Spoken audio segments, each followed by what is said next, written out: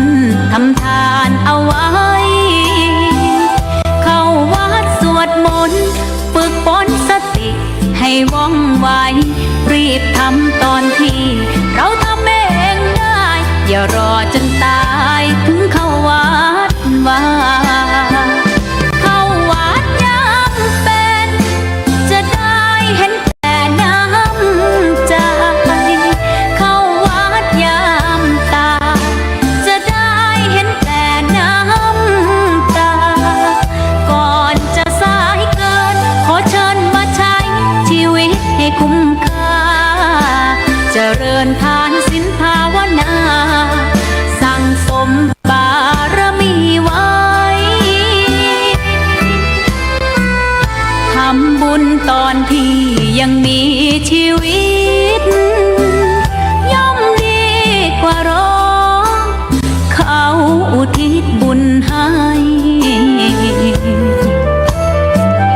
อย่ามัวหลงเพลินเดินห่างวัดตัวอย่างชัดๆมีมากมายเข้าวัดตอนตายสายเกินแก้กรรม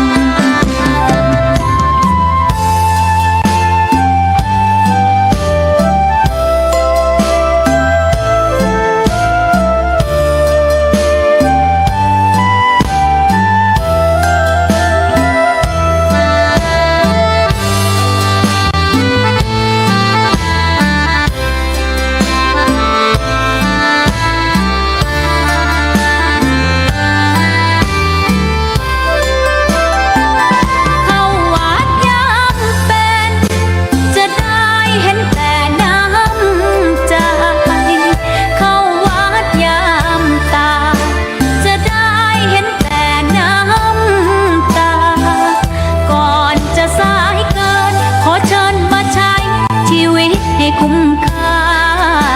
เจริญทานศีลภาวนาสั่งสมบารมีไว้ทำบุญตอนที่ยังมีชีวิตย่อมดีกว่ารอเขา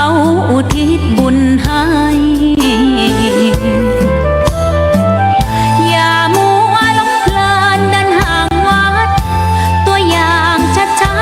มีมากมายเข้าวัดตอนตายสายเกินแก้กรรมเข้าวัดยามเป็นผลบุญหนุน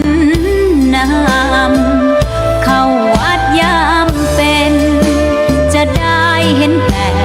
น้ำใจเข้าวัดยามตายจะได้เห็นแต่น้ำตา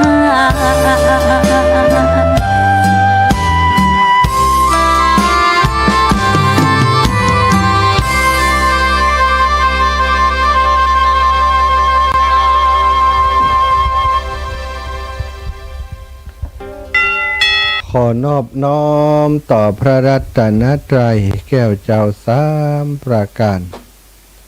น้อมเอาคุณพระพุทธเจ้าคุณพระธรรมเจ้าคุณพระสังฆเจ้า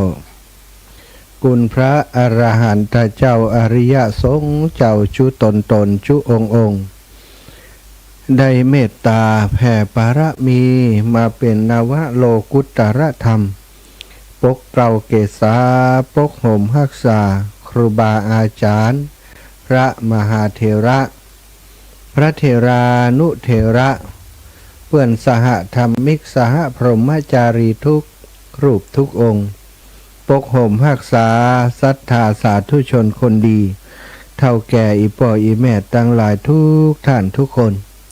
ติดตามรับฟังรายการสาระธรรมยามค่ำตั้งสถานีวิทยุเพื่อการศึกษาวิทยาลัยสงฆ์นครลำปางซึ่งออกอากาศจากวัดบุญญาวาสวิหารพระอารามหลวงโดยเมตตาของหลวงพ่อท่านพระครูอนุศาสตร์วรธรรมสมปานเจ้าอาวาสวัดบุญญาวาสวิหารเจ้าคณะอำเภอเมืองลำปางซึ่งเอื้อเฟื้อสถานที่ตั้งของสถานี ทางมอบหมายให้มีครูบาอาจารย์พระสงฆ์องค์สังฆเจ้าคอยดูแลให้ความสะดวกเปิดไฟยามฉุกเฉินเนาะที่มีปัญหาก็เข้าไปดูแลพอก้อยพร้อมกับทีมงานบริหารสถานีวิทยุซึ่งประกอบไปด้วยท่านดร.จิรศักดิ์ปันลำผอ.สถานีผู้มีวิสัยทัศน์และน้องแอมพัชริยาฟองจันตาเจ้าหน้าที่สถานีซึ่งก็ทำหน้าที่โดยจิตอาสาและก็น้องนัดสถาพรสุธาคำเช่นเดียวกันเป็นช่างเทคนิคที่มีจิตอาสามาช่วยดูแลสถานีของเราทุกวันถ้าเป็นการจ้างรางวัลก็นับว่าจะต้องใช้สตังค์หลายหมื่นอยู่ต่อเดือนแต่ว่าทั้งหลายที่กล่าวดามาทำด้วยจิตอาสาทำด้วยความเสียสละทำโดยหวังประโยชน์แก่ส่วนรวมศรัทธาญาติโยมอีปออีแม่จังหลายจะได้อาบน้ำฟังธรรมจะได้ฟังน้ำธรรมขับสอนขององค์ชินวรสัมมาสัมพุทธเจ้าที่ครูบาอาจารย์ทั้งหลายนำมาเผยแพร่ผ่านตั้งสถานีของเฮาอาตมาภาพจะได้มีโอกาสพบปะกับศรัทธาญาติโยมในวันจันทร์อังคารวันพฤหัสวันศุกร์วันเสาร์ในเวลา19 ถึง 20 นาฬิกาเมื่อค่ำยำแลงที่ศรัทธาหลายคนหลายท่านก็อาจจะทำกิจกรรมต่างๆทำกับข้าวกับปลาบางพ่องก็กินข้าวกินปลาบางพ่องก็เตรียมตัวกินข้าวแต่หัวค่ำโดยเฉพาะโยมพ่อโยมแม่ทั้งหลายที่ติดตามฟังรายการเป็นประจำเนาะเวลานี้ก็คือพร้อมแล้วที่สดับรับฟังพระธรรมเทศนาบางพ่องก็พร้อมแล้วที่จะทำวัดพร้อมกับอาตมาในช่วงเวลาต้นชั่วโมงเมื่อมาพบกันวันนี้ก็เป็นวันดีนะศรัทธาวันที่6 เดือนมิถุนายนศักราชพระพุทธศักราช2568พระวสาก็เป็นอีกวันหนึ่งที่หมู่เฮาทั้งหลายมีโอกาสลืมตามาดูโลกได้ทำกิจกรรมต่างๆอันเป็นประโยชน์แก่ตนและผู้อื่นตลอดวันที่ผ่านมาหรือว่าได้ทำกิจกรรมเพื่อสังคมส่วนรวมต่างๆตลอดทั้งวันที่ผ่านมาก็ขออนุโมทนาบุญกับทุกความดีที่ศรัทธาได้ทำเนอะก็ขอให้ความดีที่ทำนั้นย้อนลอยถอยหลังปกปักรักษาศรัทธาท่านเจ้าและครอบครัวลูกหลานตัดเต่าของท่านให้ได้อยู่สุขสบายให้อยู่ดีมีสุขอายุมั่นขวัญยืนนะก็ด้วยพระสวดมนต์พร้อมกันเนอกราบพระพร้อมกันกราบ1พุทโธเมนาโธกราบ2ธัมโมเมนาโธกราบ3สังโฆเมนาโธ อิมินาสกาเรนะพุทธังอภิปูชยามิอิมินาสกาเรนะธัมมังอภิปูชยามิอิมินาสกาเรนะ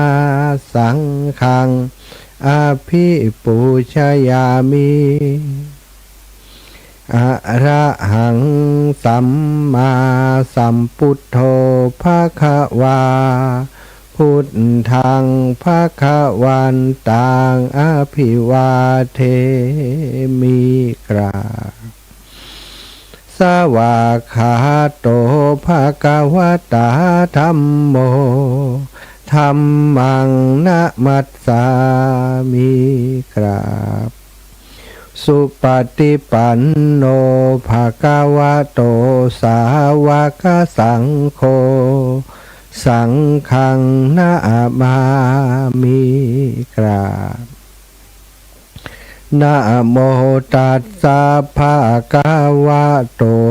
อะระหะโตสัมมาสัมพุทธัสสะนะโมตัสสะภะคะวะโตอะระหะโตสัมมาสัมพุทธัสสะนะโมตัสสะภะคะวะโตอะระหะโตสัมมาสัมพุทธัสสะ พุทธังสารานังกัจฉามิธัมมังสารานังกัจฉามิสังฆังสารานังกัจฉามิตุติยัมปิพุทธังสารานังกัจฉามิตุติยัมปิธัมมังสารานังกัจฉามิตุติยัมปิสังฆังสารานังกัจฉามิตติยัมปิพุทธังสารานังกัจฉามิตติยัมปิธัมมังสารานังกัจฉามิตติยัมปิสังฆังสารานังกัจฉามิอิติปิโสภะคะวะอะระหังสัมมาสัมพุทโธวิชชาจารณะสัมปันโนสุขโตโลกาวิทูอนุตตโรปุริสัทธัมมะสารทิสัทธาเทวมนุษย์สานังพุทโธภาควาติสวากขาโตภาควาตาธัมโมสันทิฏฐิโกอากาลิโกเอหิปัสสิโกโอปันนายโกปัจจัตตังเวทิตัพโพวินโยหิติสุปฏิปันโนภะคะวะโตสาวกสังโฆอุชุปฏิปันโนภะคะวะโตสาวกสังโฆยายะปฏิปันโนภะคะวะโตสาวกสังโฆสามีจิปฏิปันโนภะคะวะโตสาวกสังโฆยะทิทางจัตตาริปุริสายุคานิอัฏฐปุริสาปุคลาเอสาภะคะวะโตสาวกสังโฆอะหุนายโยปาหุนายโยทักขินายโยอัญจลิกะระนิโยอนุตตรังปุญญเขตังโลกัสสติกราบพระพร้อมกันเนอศรัทธาญาติโยมทั้งหลายกราบหนึ่งพุทธังวรันตังสิรสานะมามิกราบสองธัมมังวรันตังสิรสานะมามิกราบสามสังฆังวรันตังสิรสานะมามิศรัทธาญาติโยมท่านสาธุชนคนดีตั้งหลายไหว้พระสวดมนต์กราบพระนบทำเรียบร้อยแล้วเนาะทำจิตให้ใสทำใจให้สะอาดเตรียมภาชนะเพื่อจะรองรับสิ่งดีๆที่จะนำมาฝากมาแบ่งปันในวันนี้นะเต้าที่ปัญญาน้อยๆของอาตมาจะพึงเสาะแสวงหามาแบ่งปันกับศรัทธาท่านเจ้าทุกคนทุกท่านติดตามรับฟังในช่วงค่ำยามแลงธรรมะในช่วงค่ำยามแลงนี้ซึ่งวันนี้นะศรัทธาก็อยากจะอู้ถึงเรื่องของคุณงามความดีเรื่องของคนดีศรัทธาญาติโยมคนเฮาปัจจุบันนี้ได้แสวงหาสิ่งที่ดีคือกับลูกกับหลานทำทุกสิ่งทุกอย่างเพื่อให้ลูกให้หลานเป็นคนดีโดยคิดไปว่าถ้าลูกหลานมีการศึกษาสูงได้เรียนในโรงเรียนที่ดีๆได้เป็นคนเก่งได้มีเกียรตินิยมอันดับหนึ่งได้จบปริญญาปริญญาตรีปริญญาโทปริญญาเอกเป็นด็อกเตอร์เป็นศาสตราจารย์ต่างๆซึ่งก็จะแสดงว่าอันนั้นคือลูกหลานเป็นคนดีคนทั่วไปมักเข้าใจว่าความดีความเก่งกับความดีนั่นคือเรื่องเดียวกันศรัทธาญาติโยมซึ่งเป็นความเข้าใจที่ผิดนะความรู้เข้าใจผิดคิดว่าความรู้ก็เป็นอันเดียวกันกับความดีศรัทธาอีแม่อีปอดทั้งหลายลองพิจารณาฟังโดยกันคิดโดยกันไป คนส่วนใหญ่บนโลกใบนี้คิดว่าความรู้นะ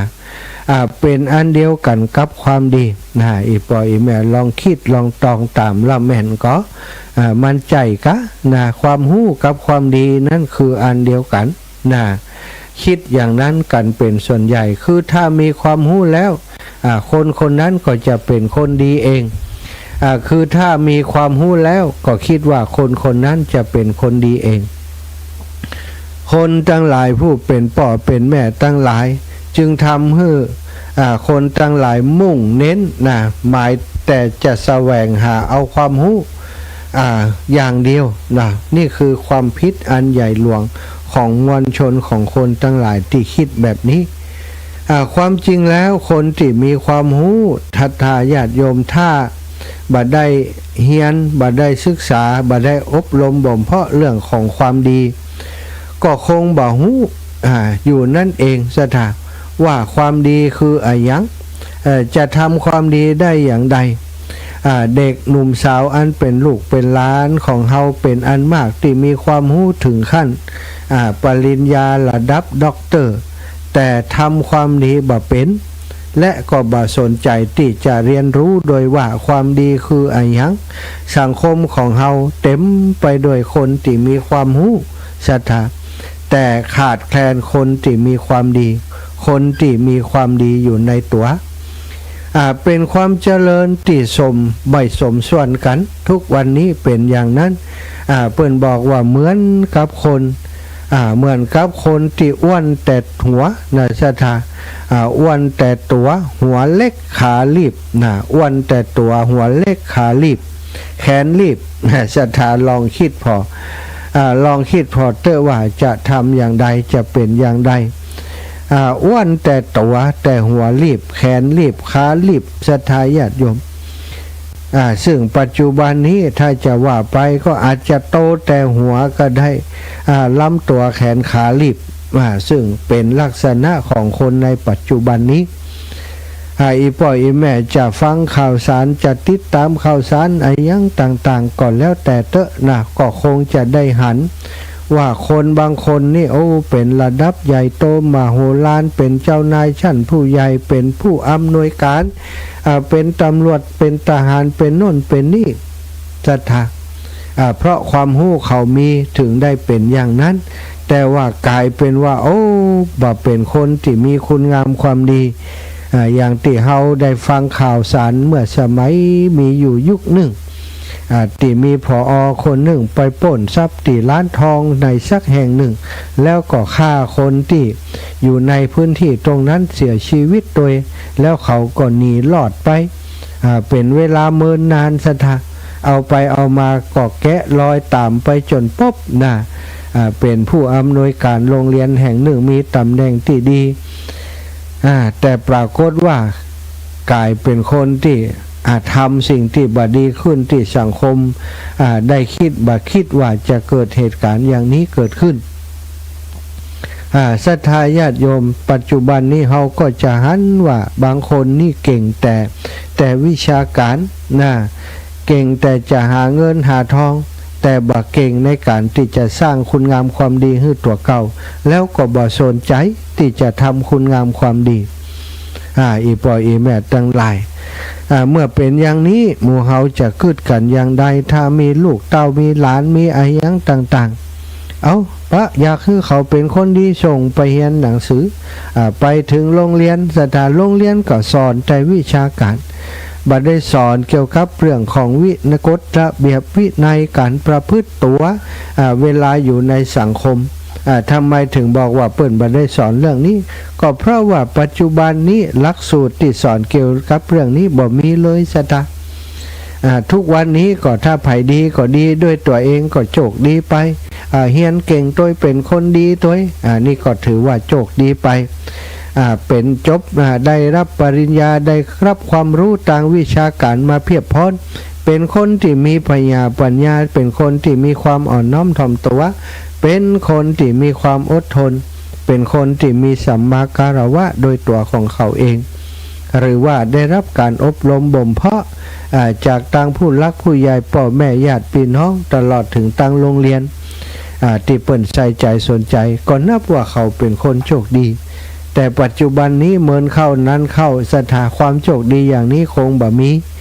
เพราะว่าแต่ละคนบัดเดียวนี้นอนละเด็กละอ่อนไปลงหล่ำโรงเรียนเรียกร้องสิทธิเสรีภาพเนี่ยอยู่มัธยมอยู่สมัยก่อนนี้นักเรียนมัธยมนี่เปิ่นบอกให้ไว้ผมต้องแต่งตัวตามระเบียบของนักเรียนมัธยมถือว่ายังเป็นเด็กอยู่ในการดูแลของผู้ปกครองดูแลของครูบาอาจารย์ก็คืออยู่ในกฎในระเบียบแต่ปรากฏว่าเมื่อสังคมโลกต่างๆมันเปิดว่าเปิ่นเจริญขึ้นสถานเนาะอาจจะเจริญทางวัตถุอย่างเดียวเจริญในการเรียกร้องสิทธิเสรีภาพอย่างเดียวบัดได้มองอีกด้านหนึ่งความจริงการมีกฎมีระเบียบต่างๆในวัยของเยาวชนทั้งหลายที่อยู่ชั้นมัธยมอยู่เตเปิ่นฮื้อตัดผมสั้นกาบ่ฮื้อแต่งเนื้อแต่งตัวอะไรยังต่างๆเวลาไปโรงเรียนก็เพื่อความปลอดภัยเพื่อจะฮื้อลูกหลานของเฮาเป็นตีหน้าฮักเป็นตีหน้าเอ็นดูของผู้รักผู้ใหญ่แต่ว่าเด็กเดี๋ยวนี้เรียกร้องไปโรงเรียนบ่อยากจะตัดผมนั่นบัดตัดผมถ้าครูเดียดฮื้อครูฝ่ายปกครองเดียดผู้ฝ่ายปกครองด่าก็ฟ้องร้องฟ้องสื่อพ่องอายังพ่องโดนครูเปิ่นทำโทษบัดเดี๋ยวนี้ระวังนะครูบาอาจารย์ทำโทษนักเรียนนี่มีการถ่ายคลิปมีการฟ้องร้องมีอยู่เป็นประจำสถาญาติโยมละออนบอกก่อนนี้กว่าครูบาอาจารย์กว่าทหารตำรวจ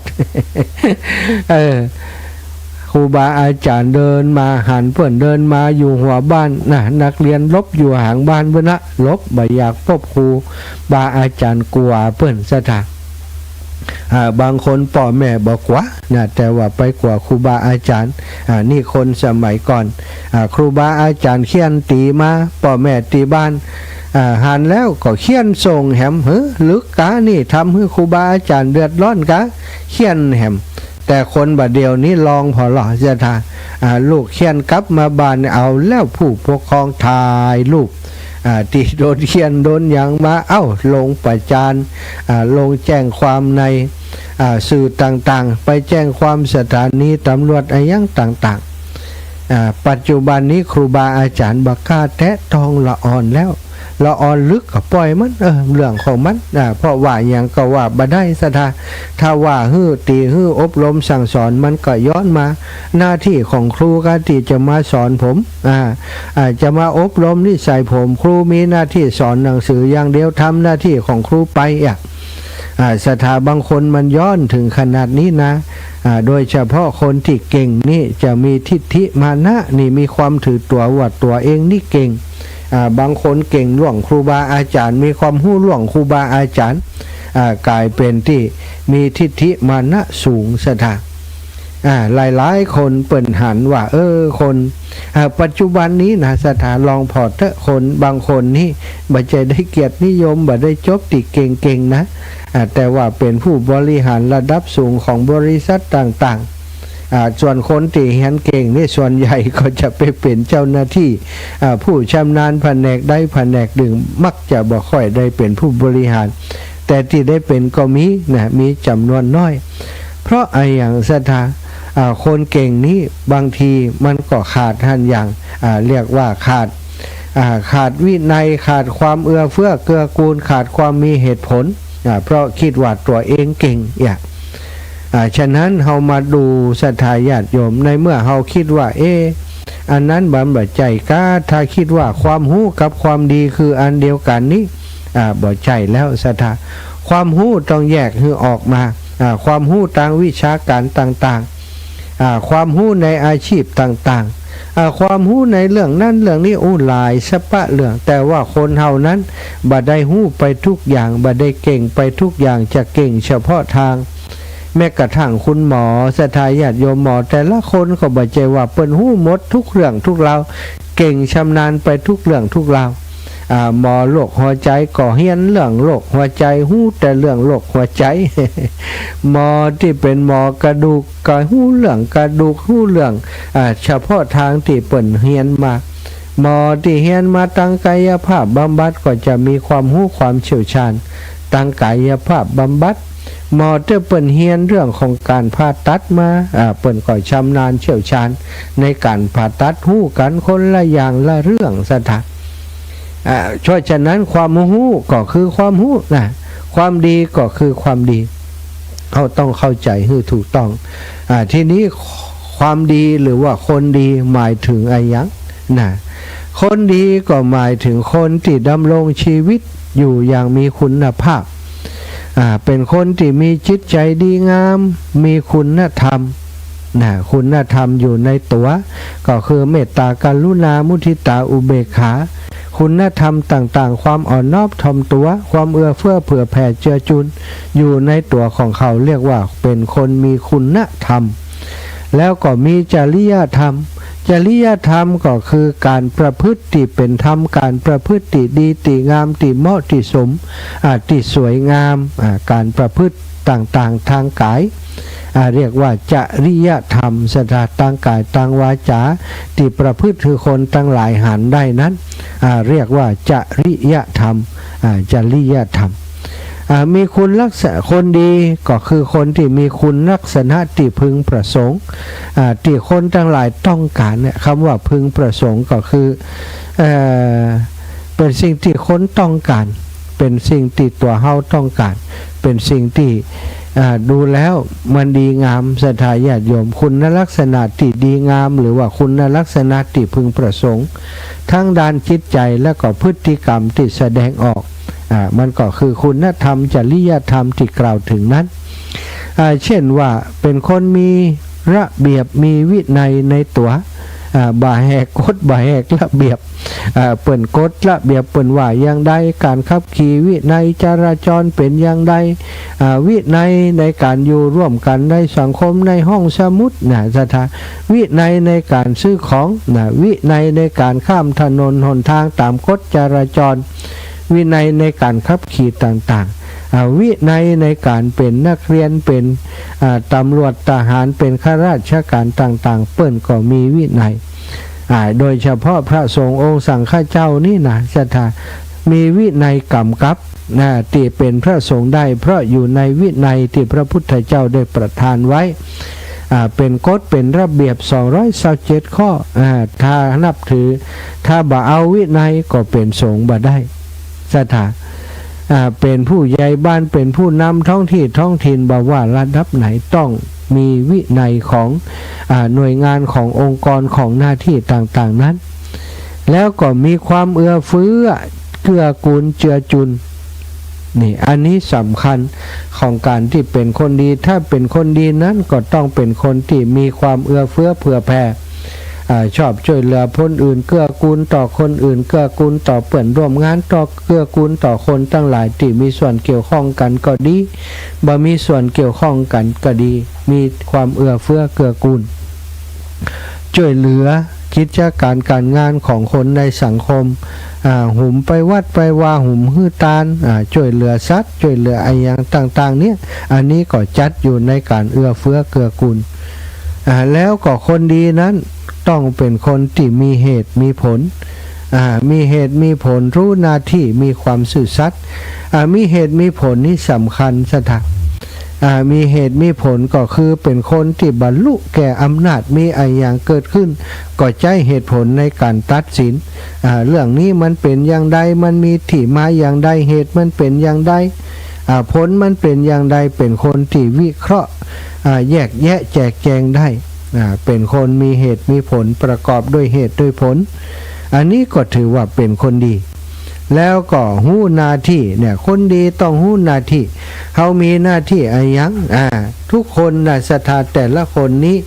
มีหน้าที่แตกต่างกันไปแต่ละคนก็มีหน้าที่หลายๆหน้าที่อยู่ในตัวคนคนหนึ่ง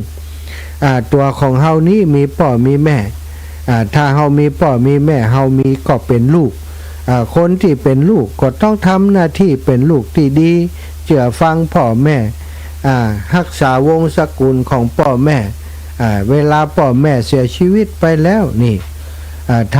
ำทานอุทิศส่วนบุญส่วนกุศลไปให้พ่อให้แม่อันนี้เรียกว่าเป็นคนที่ หู้หน้าที่ของตัวเองเป็นลูกที่หู้หน้าที่ของลูกวันหนึ่งเติบโตมามีครอบครัวเขาก็จะเป็นสามีก็ต้องหู้จักหน้าที่ของสามีในทิศทั้ง6เปิ่นก็บอกไว้สามีที่ดีเป็นอย่างใดภรรยาที่ดีเป็นอย่างใดสามีที่ดีมอบความเป็นใหญ่เป็นเพื่อนที่ดีของภรรยาเป็นพี่อ้ายของภรรยานี่มีหลายอย่างที่เป็นสิ่งที่เปิ้นได้กล่าวไว้ข้อเป็นข้อที่พึงปฏิบัติสำหรับคนที่เป็นคนดีเป็นสามีที่ดีเป็นอย่างใดเป็นภรรยาที่ดีเป็นอย่างใดทำหน้าที่ของตัวเองให้ถูกต้องแม้เป็นลูกทำหน้าที่ให้ถูกต้องเป็นสามีภรรยาทำหน้าที่ให้ถูกต้องวันหนึ่งที่เราเป็นพ่อคนเป็นแม่คนก็ต้องรู้จักหน้าที่ทำหน้าที่ของเราให้ถูกต้องถ้าเราทำหน้าที่บ่ถูกต้องศรัทธาญาติโยมไปก้าวไก่หน้าที่กันและกันเป็นสามีก็ไปก้าวไก่หน้าที่ของภรรยาเป็นภรรยาก็มาก้าวไก่หน้าที่ของสามีอย่างนี้ถือว่าบ่ถูกต้องถือว่าบ่ดีมันก็จะเกิดปัญหาอันใดที่บ่ดีทำไปแล้วมันก็เกิดปัญหาฉะนั้นการรู้หน้าที่จึงเป็นสิ่งหนึ่งที่การันตีได้ว่าถ้าบุคคลคนนี้รู้หน้าที่ปฏิบัติตัวถูกต้องตามหน้าที่พลเมืองลูกก็เป็นลูกที่ดีเป็นเจ้านายก็เป็นเจ้านายที่ดีเป็นลูกน้องก็เป็นลูกน้องที่ดีเป็นพุทธศาสนิกชนก็เป็นพุทธศาสนิกชนที่ดีเข้าวัดปฏิบัติธรรมตามโอกาสต่างๆเป็นคนมีความกตัญญูต่อพ่อต่อแม่หู้หน้าที่ของตนอย่างนี้เรียกว่าเป็นคนดีแล้วก็มีความซื่อสัตย์เนี่ยคนดีต้องมีความซื่อสัตย์คนบางคนเก่งศรัทธาแต่ว่าบ่ซื่อสัตย์เป็นคนโคตรโกงเป็นคนที่ใช้สมองได้เก่งมากทำความผิดก็หลอดไปได้หลายความผิดก็เอาเขาบ่ได้เอาเขาผิดตามกฎหมายบ่ได้เพราะเขาเป็นคนเก่งไปบ่มีทรัพย์สมบัติเป็นคนที่ไหนบ่มีหั่นศรัทธาเป็นคนที่บ่ซื่อสัตย์ก็มีเยอะที่เฮาหันคนในปัจจุบันนี้บางคนก็เป็นระดับด็อกเตอร์บางคนก็เป็นระดับนักกฎหมายชั้นยอดของประเทศแต่ศรัทธาญาติโยมมีปัญหาเรื่องบ่มีความซื่อสัตย์ในหน้าที่เอาตำแหน่งต่างๆที่มีอยู่เอื้อประโยชน์ต่อนักการเมืองศรัทธาเสียชีพอย่าเสียสัตย์แต่คนบัดเดียวนี้เสียชีพดีกว่าเสียสัตย์ดีกว่าเสียชีพยอมจะเสียสัตย์เพื่อรักษาชีพเพื่อจะให้ตัวเองยังอยู่ได้แต่คนสมัยก่อนโดยเฉพาะตำรวจทหารนี่คนที่มีหน้าที่ปกป้องประเทศชาติเปิ้นถือความซื่อสัตย์เป็นใหญ่ศรัทธาความซื่อสัตย์ก็เป็นเกราะป้องกันเปิ้นได้แต่ปัจจุบันนี้ศรัทธาเหมือนกับหาหนวดเต่าก็แล้วกันจะหาคนที่มีความซื่อสัตย์มีความจริงใจมีสัจจะวาจานี่ยาก18มงกุฎเต็มไปหมดในประเทศของเฮาบอกว่าสื่อไหนศรัทธาไปซอกพอเถอะมีแต่18มงกุฎมีแต่คนที่คอยที่จะเอาเปรียบชกฉวยโอกาสชุกชิงวิ่งราวจากเฮาบ่มีความซื่อสัตย์อยู่ในการทำงานประกอบอาชีพต่างๆปัจจุบันนี้เป็นอย่างนั้นเพราะว่าคนเก่งแต่บ่ได้เรียนเรื่องการศีลธรรมคุณธรรมต่างๆศรัทธาเลยบ่ได้ใส่ใจบ่ได้สนใจเรื่องความซื่อสัตย์ความยุติธรรมต่างๆความยุติธรรมก็คือถ้าเฮาได้เปรียบคนอื่นนั่นแหละคือความยุติธรรมนี่คนยุติธรรมสมัยนี้กลายเป็นอย่างนั้นไปเมื่อมีความซื่อสัตย์แล้วคนดีจะต้องมีความภาคเพียรมีความขยันมีความประหยัดขยันซื่อสัตย์ประหยัดอดทนอันนี้สำคัญสำหรับการเป็นคนดีคนดีต้องมีจิตใจเป็นธรรมจิตใจเป็นกลางจิตใจที่เป็นประชาธิปไตยสำคัญศรัทธาจิตใจที่เป็นประชาธิปไตยนั่นก็คือจิตใจที่ยอมรับฟังความเห็นของผู้อื่นยอมรับฟังความเห็นต่างแล้วก็เอาเสียงส่วนใหญ่มติส่วนใหญ่ เป็นเกณฑ์แต่ปัจจุบันนี้ศรัทธาญาติโยมประชาธิปไตยนี่ก็คือมือไผ่ยาวสาวได้สาวเอานะไม่ใช่ประชาธิปไตยในความหมายที่ประชาชนเป็นใหญ่บาเดียวนี้เงินเป็นใหญ่คนมีพวกมากก็หลากไปได้คนมีพวกมีทรัพย์มีศีลมีอำนาจวาสนาอันนั้นแหละศรัทธาญาติโยมคือคนอยู่เป็นห้องว่าเป็นคนอยู่เหนือกฎหมายนอนเหนือประชาธิปไตยส่วนใหญ่ถึงเวลานั้นมาก็บ่ฟังใครแล้วนะเอากฎของตัวเองเป็นใหญ่บัดเดี๋ยวนี้กฎหมายประชาธิปไตยที่เฮาใจกันอยู่ศรัทธาแก้แล้วแก้แหมแก้เพื่อไผแก้เพื่อประโยชน์ของกลุ่มของคนมีอำนาจทั้งหลายนี่ก็คือคนเก่งทั้งนั้นที่ไปทำแบบนี้คนเก่งที่บ่ซื่อสัตย์ที่บ่มีความจริงใจในการที่จะเป็นคนดีสิ่งสำคัญคือต้องมีจิตใจแบบประชาธิปไตยบ่เป็นคนที่เอาแต่ใจตนเองบ่ใจเป็นคนที่เอาตนเป็นใหญ่บ่ฟังความคิดเห็นของผู้อื่นลักษณะอย่างนั้นก็จะเป็นคนบ่ดีคนดีจะต้องเป็นคนที่มีความซื่อสัตย์มีน้ำใจเป็นประชาธิปไตยยอมรับฟังความเห็นต่างแล้วก็เอาความเห็นที่ส่วนมากนั้นเป็นหลักเป็นใหญ่บัดเดี๋ยวนี้มันใช่อย่างอันแล้วศรัทธาเฮาเลือกตั้งที่ผ่านไปก็กึดพลอยเถอะเนาะคนที่ได้คะแนนนักที่สุดและพรรคที่ได้คะแนนนักที่สุดสุดท้ายโดนตัดแข้งตัดขาบ่ได้เข้าไปบริหารประเทศสักคำกลายเป็นที่ไหนไปมาก็บ่เข้าใจกฎหมายเลยบัดเดี๋ยวนี้เฮียนบัดตันเขาเฮียนบัดตันเขาพลิกไปพลิกมาเอาไปเอามาคนที่พรรคที่มีคะแนนน้อยได้เป็นรัฐบาลนั่นมันเป็นอย่างอีไปแล้วปัจจุบันนี้อันนี้คือสังคมที่ขาดคนดีขาดคนซื่อสัตย์ขาดคนที่มีน้ำใจเป็นประชาธิปไตยคนดีต้องเคารพความคิดเห็นแล้วก็สิทธิของผู้อื่นคนดีต้องมีความเสียสละคนดีก็ต้องหันในเรื่องของสิ่งแวดล้อมอะไรต่างๆนี่ศรัทธาเป็นสิ่งสำคัญคนดีจะต้องมองทุกสิ่งทุกอย่างแบบเป็นองค์รวมเป็นสิ่งที่จำเป็นจะต้องช่วยกันพอคอยดูแลนี่แต่อันนี้คือลักษณะของคนดีซึ่งปัจจุบันนี้คนดีที่เฮาปรารถนาคนดีที่เฮาต้องการนั้นสร้างได้ยากเหลือเกินศรัทธาการมีลูกหนึ่งคนถ้าหากลูกของเฮาอยู่ถ้อยฟังคำเฮามีโอกาสสอนเขาหรือว่าบ่มีโอกาสก็ดีแต่ว่าเขาเป็นคนดีเป็นคนมีวินัยเป็นคนที่มีความเอื้อเฟื้อเกื้อกูลมีเหตุมีผลรู้หน้าที่มีความซื่อสัตย์ภาคเพียรขยันประหยัดมีจิตใจเป็นประชาธิปไตยโดยตัวของเขาเองนี่นับว่าเฮาโชคดีแต่คนส่วนใหญ่บ่โชคดีอย่างอีศรัทธาเปิ้นว่าบัดเดี๋ยวนี้ละอ่อนนี่จี้นาว่าคือพ่อคือแม่พ่อแม่บอกว่ากว่าจะส่งมึงจบนะพ่อแม่เสี่ยงเงินเสี่ยงทองไปเท่าใดละอ่อนมันย้อนเลยว่ามันเป็นหน้าที่ของพ่อของแม่ไม่ใช่กะที่ต้องดูแลลูกไปจะอยากเกิดมาหรอพ่อแม่น่ะก็ทำให้เกิดมาเพราะฉะนั้นเมื่อทำให้เกิดก็ต้องดูแลกะ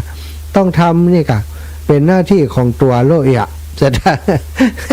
คนอย่างอีก็มีนะปัจจุบันนี้ความคิดที่เป็นปฏิปักษ์ต่อคุณงามความดีแบบนี้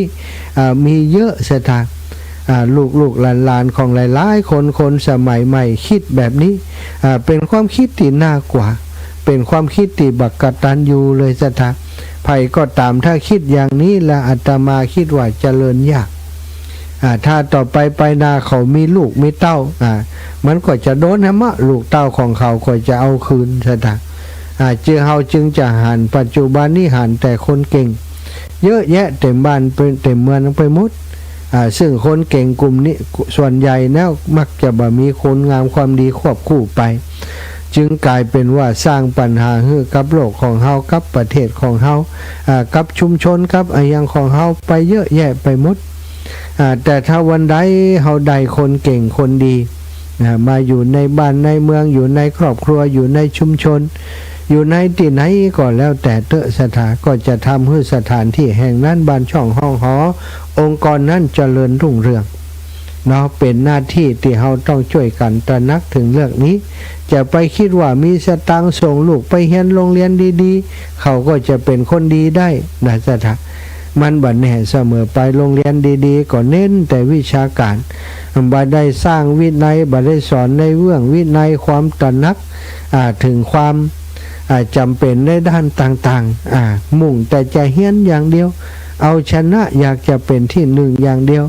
คุณธรรมจริยธรรมต่างๆบ่ต้องมาบ่ต้องมากล่าวถึงบ่สนใจสักอย่างอันนี้เขาก็จะเสียดายเนาะ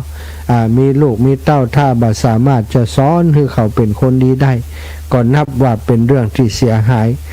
ต่อครอบครัวของเฮาต่อองค์กรต่อบ้านต่อเมืองของเฮาปัจจุบันนี้โรงเรียนเปิ้นบ่สอนหน้าที่ศีลธรรมบ่ต้องไปถามพระพุทธเจ้าบ่ก่อนนี้เฮาฮู้กันหรอพระพุทธเจ้าเป็นไผเจ้าชายสิทธัตถะแต่งงานกับไผมีพ่อมีแม่มีลูกบ้านไหนเมืองไหนฮู้ตั้งแต่ชั้นประถมปัจจุบันนี้บ่มีนะสถาบ่มีถึงเปิ่นถึงตัวแม้กระทั่งศาสนาคริสต์หรือว่าศาสนาต่างๆก็มีบางศาสนาที่เปิ่นเข้มงวดต้องเฮียนบังคับให้เฮียนแต่ศาสนาพุทธของเฮานี้เป็นประชาธิปไตยหรออยากเฮียนก็เฮียนไม่อยากเฮียนก็บ่ต้องเฮียนบ่ได้บังคับว่าจะต้องไปวันพระต้องไปวัดนะทุกคนบ่ได้บังคับเอาแต่จิตศรัทธาฉะนั้นเมื่อโรงเรียนบ่สอนศรัทธาตั้งหลายอีพ่ออีแม่ก็ต้องมาสั่งสอนลูกหลานเองบ่มเพาะของเฮาเองฮื้อสร้างการเรียนรู้ให้กับลูกกับหลานในเรื่องของคุณงามความดีทำอย่างใดให้ลูกหลานมีวินัยทำอย่างใดให้ลูกหลานมีความเอื้อเฟื้อเจือจานเกื้อกูลต่อผู้อื่นทำอย่างใดให้ลูกหลานเป็นคนมีเหตุมีผลหู้หน้าที่มีความซื่อสัตย์สุจริตภาคเพียรขยันประหยัดเนี่ยเป็นหน้าที่ของเฮาทั้งหลายที่จะต้องช่วยกันดูแลอบรมบ่มเพาะลูกหลานของเฮาไปในแนวทางนี้ให้ดีที่สุดสถาก่อนจะเปิดใจเนอะวันนี้ก็สรุปว่าคนมีความรู้กับคนมีความดีนั้นก็จะต่างกันคนมีความรู้อาจจะบ่ได้เป็นคนดีแต่มีคนมีความดีอาจจะบ่ใช่เป็นคนที่เก่งหรือว่ามีความรู้มากมายอะไรอย่างแต่ว่าเขาเป็นคนดีมีเป็นคนดีที่สร้างความสุขคือกับตนตัวสร้างความสุขคือกับส่วนรวมได้คือสิ่งที่คนต้องการคนดีคือสิ่งที่คนทั้งหลายต้องการคนเก่งเปิ้นก็ต้องการเหมือนกันแต่เก่งแล้วก็ต้องเป็นคนดีถึงจะเป็นที่ปรารถนาของพ่อของแม่ของคนทั้งหลายเนาะศรัทธาญาติโยมก่อนที่จะเปิดสายให้ศรัทธาญาติโยมได้โทรเข้ามาขออนุญาตอ่านรายชื่อศรัทธาที่เปิดฝากให้ฝากหอมมาเนาะวันก่อนได้ถ่ายเอกสารเอาไว้สำหรับคนที่เปิดให้หอมมาเนอะก็มีแม่แสงเทียนกันทิสาบ้านนางแลถวายร่วมบุญหล่อเทียนมา100 บาทแม่จันแก้วมหาวันบ้านนางแลแหม100 บาทแล้วก็แม่ทะน้อมแลสุภาบ้านนางแลร่วมมาแหม1 ซองเต่าใดบ่ฮู้นะบ่ได้เปิดซองเน้อแม่เน้อเอาใส่ถุงไว้เดี๋ยวจะไปถวายตุลุงเลยแม่สุพิมเตปินตาบ้านนางแลร่วมหล่อเทียนมาแม่อานงอุดยาเนาะอุดยาก็อย่างหุ้นเนอะวันนั้นก็ฟังเปิ่นกำนะแต่ว่าวันนี้มาพอแหมก็อ่านบ่ออกเหมือนเดิมบ้านห้องทะละเนาะร่วมบุญหล่อเทียนวัดตุลุงแดงแม่สีคำสุขพันซักและครอบครัวบ้านห้องทะละนะหมู่11ตำบลปงยางคกร่วมบุญหล่อเทียนมาจำนวนเท่าใดบ่ได้เปิดเนอแม่เนอแล้วก็แม่บุญปันและสันกลางเราบ้านนางแลร่วมบุญหล่อเตียนมาแม่บุญมีหม้อสีใจบ้านหม้อร่วมบุญหล่อเตียนมาป่อกำนันนิพนธ์แม่หลวงสีแก้วนะ และสันกลางบ้านโฮงทะล่าร่วมบุญหล่อเทียนวัดตุลุงแดงมาวันนั้นได้ไปแอวบ้านโฮงทะล่าเนาะไปถึงบ้านของแม่หลวงสีแก้วปอหลวงกำนันนิพนธ์เด้ออีปออีแม่อายุ80แล้วก็เนาะ70ปลายหรือ80เนี่ยเนาะยังแข็งแรงทั้งคู่นะก็ร่วมบุญร่วมกุศลมาแห่งนี้ก็แม่ทองสุขแลกันทะนางแลร่วมบุญหล่อเทียนมา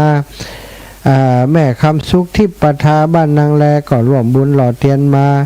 แล้วมีแม่ดาแลชัยก็ร่วมบุญหล่อเทียนมาแม่บัวลอยสายเขียวพร้อมครับลูกหลานพี่น้องนางแลร่วมบุญหล่อเทียนมา100 บาทศรัทธาญาติโยมลายต่อไปแม่ปานี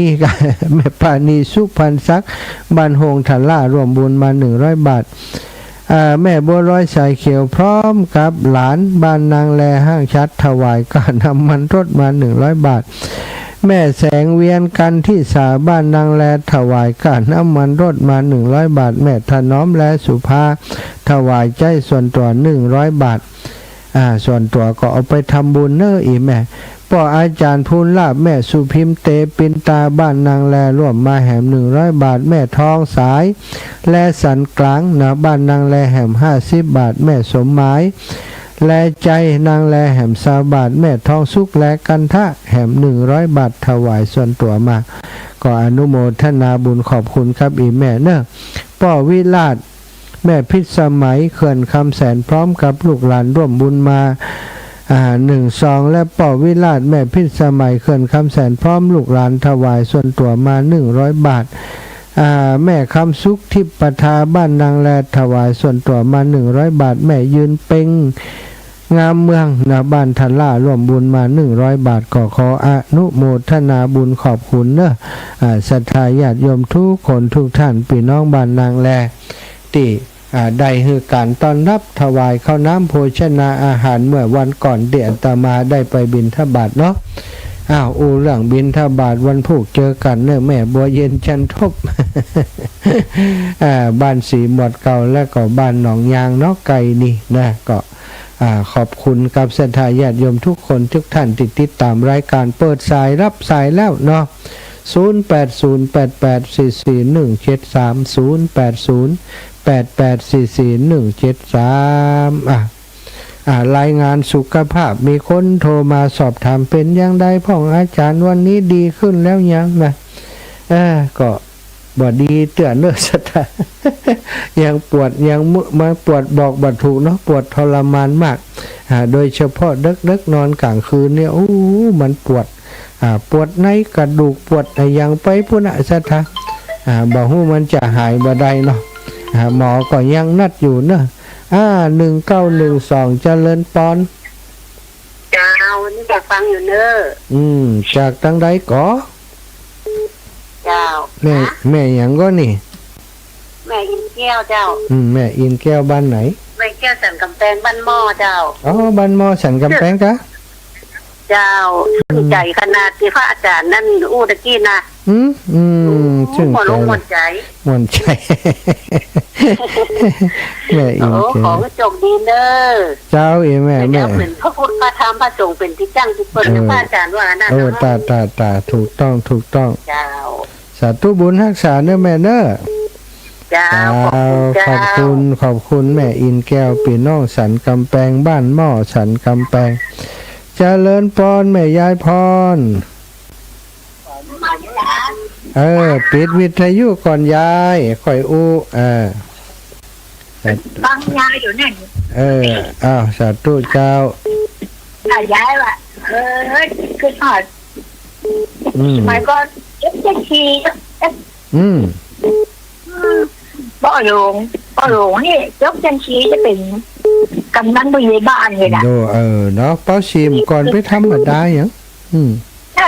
แล้วก็นี่ก็ยกจันชีบอกแหละก็ยกนี่ขอบคุณแม่ยายพรเนอะรวมกันพ่อแม่ลูกได้ชั้น428 432ชั้น12แม่ยายพรเจริญพรแม่บัวเย็น โยมจะมาบิณฑบาตเลย เจ้า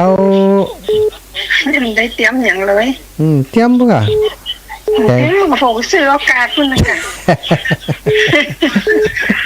เจ็บแขนเจ็บนี่ทรมานประทุนอนนู่น ยังบ่ดื้อน่ะไปกับคิดกับข่อยแต่ว่าก็อยู่จังไรพุ่นน่ะ พอดึงอย่างนี้มันก็จะว่าไปอย่างนั้นก็จะได้แยกการอย่างนี้ เป็นเจ็บนอนอยู่บ้านนี่ค่ะ นอนเนี่ยอย่างรับเดี๋ยวก็อ้วนพวกลูกสัตว์ตัวนาวันผูกประการนี่แม่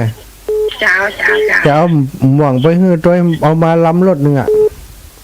เอาไปแจกใครอยากได้ม่วงแจกบอกเนอะเจริญพรโยมแม่นวัตการเจ้าว่าจัดเจ้า เจ้าอีแม่หมดแก้กม่วงยังไปแก้กม่วงมั้งเอากูปีวันใหม่เอาม่วงคือมาล้ำรถหนึ่งบ้านนั้นอย่างก็เนี่ยบ้านนั้นบ้านตาลอดนะแม่ตาลอดดอยหล่อไปหน่อยเปิ่นเนี่ยมาม่วงกันแล้วเปิ่นเอามาขายมันมาขายหั่นแล้วก็เปิ่นเหมาขึ้นรถเธอดึงล้ำรถเดี๋ยวเบิ่มเอาไปช่วยแจกวะผูกมาวิทยาบาลแล้วเจ้าแหละเจ้าอีแม่ไปที่บ้านนั้นสีหมดเก้ากับหนองยังสีหมดเก้าเหมือนเดิมนะเจ้าแม่เนี่ยผูกแม่จะไปวิสาวไปหอมกระน้ำก็ไฟวิไลสงได้ไกลแม่มาผูกแม่จะหอมไปทางพงเธอเจ้าโยมแม่วิสาวไปใส่บาตรด้วยเจ้าสาธุแน่แม่นะบุญรักษาเจ้าบุญรักษาโยมแม่อยู่ดีมีสุขปันหอมปันหอมเจ้าอ้าวแม่ศรีวันบ้านกลางตรงเน้อจิตใจเข้มแข็งอยู่ดีมีสุขเอาละศรัทธาญาติโยมเหลือเวลาแหมเล็กน้อยแหมสักหนึ่งสายถ้าจะได้ฮื้ออีกหนึ่งสายใครจะมาใครจะเป็นผู้โชคดีนับ1 ถึง 3 1 2 กึ่ง มีกึ่งด้วยเนาะศรัทธาก็บอกเบอร์โทรศัพท์ของทุลุงแดงเนาะเผื่อศรัทธาจะร่วมบุญเป็นเจ้าภาพโต๊ะจีน 1,000 บาทนะเป็นเจ้าภาพเตียนเป็นเจ้าภาพโซลาร์เซลล์เนาะเตียน500โซลาร์เซลล์500หรือว่าจะเป็นเจ้าภาพสำหรับการออกโดยกันเนาะ 1,500 บาทเบอร์โทรศัพท์ตู้ลุงแดงเนอร์ศรัทธา081 796 4608 081 796 4608เนาะวันก่อนแม่อย่าชื่นกันถ้าตันเนอโอนปัจจัยมาแล้วได้รับแล้วเนอโยมแม่เนาะจะได้เอาใส่ซองแล้วก็ใส่ในกระเป๋าไว้เดี๋ยวเอาไปถวายมอบพื้ในวันที่เปิ่นรอเตียนนะขอบคุณแม่อย่าชื่นกันถ้าตันเนอพร้อมกับครอบครัวสายสุดท้ายแม่ย่านวลยอดคำปานเจ้าไว้ตาเจ้าอีแม่ยังมาหายเดี๋ยวก็เจ้าเก็บต้องรู้สึกว่าจะนักจะน่วงจำเข้าใจมันน่ะเป็นอย่างไรมันเอ็นเข้าแคบค่ะอย่างไรหูแม่ให้จะไปเดี๋ยวนี้รอหมอที่อันสีพัดนี่มันนัดแถมรอบหนึ่งจะว่าอย่างไรให้ยามากินก็ยาอย่างหมอกินแล้วก็สะลืมนี่มันแค่มันเมายาเลยค่ะเมายาเลยนะเป็นง่ายหายยากนะค่ะนั่นแหละหายยากกว่าทุกนี่เป็นง่ายแล้วก็หายยากนะคนนอนจะเป็นนะค่ะสาธุแม่ฮับสายแม่กาญจนาก่อนเด้อเจ้าเจริญพรแม่กาญจนาสายสุดท้ายว่ายังได้ปิดวิทยุก่อนนั่นเรียบร้อยจบข่าวเนอะบายวันนี้ขอความสุขสัสดีจงมีแก่ศรัทธาญาติโยมทุกคนทุกท่านจัตตารโอธรรมาวัฏันติอายุวโนสุขังพระลา